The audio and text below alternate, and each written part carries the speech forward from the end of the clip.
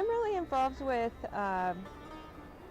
the land resources part of the environmental science concentration. So I work with students a lot using GPS and GIS technologies, geographic positioning systems, geographic information systems, and incorporating those into their research projects. I'm also a plant scientist, which means that I like to identify plants. I go out and study them out in the field.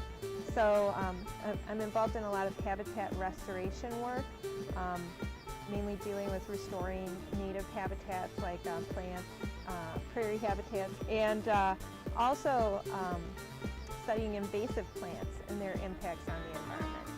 So that's my involvement in the environmental science concentration. I also teach ecology and plant taxonomy, plant ecology, a lot of the general education classes.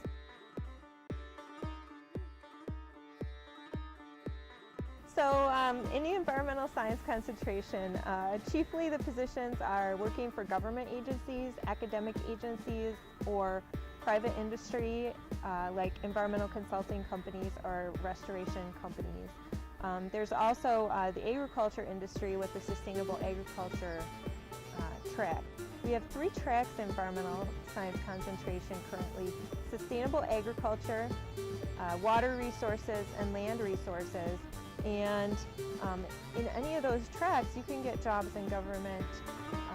For example, water testing, monitoring water quality, managing conservation areas for the government or for private entities. Another option with the sustainable agriculture is to work for a sustainable agriculture company, run your own business, for example. Those are some really cool jobs that are becoming more and more important in today's society.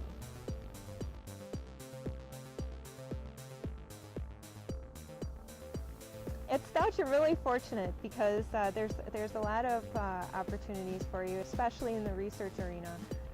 But there's the student organization Green Sense, which I'm sure you'll hear more about from other people.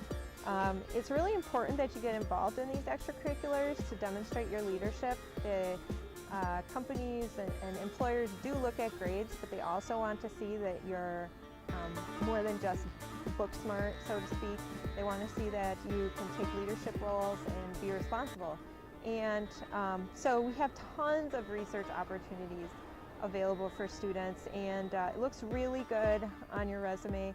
And even if you're not an environmental science student, if you're pre-med, I've had lots of pre-med students in the past working for me on environmental science projects just because they really liked environmental stuff. They liked plants and animals, and they wanted to get some research experience.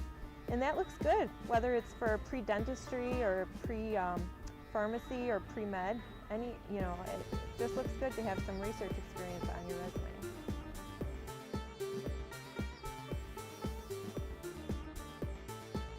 Environmental science has to do with solving the big problems in society nowadays.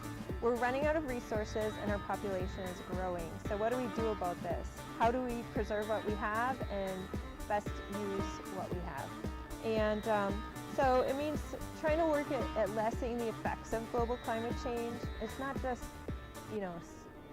putting in preventative measures for global climate change, but also, what do we do now that it's here? How do we deal with it? What are the plants and animals going to do? That's why somebody should consider pursuing environmental science, is because they have the opportunity to do something that they love, to get a career doing something that they love and they know is good for the planet.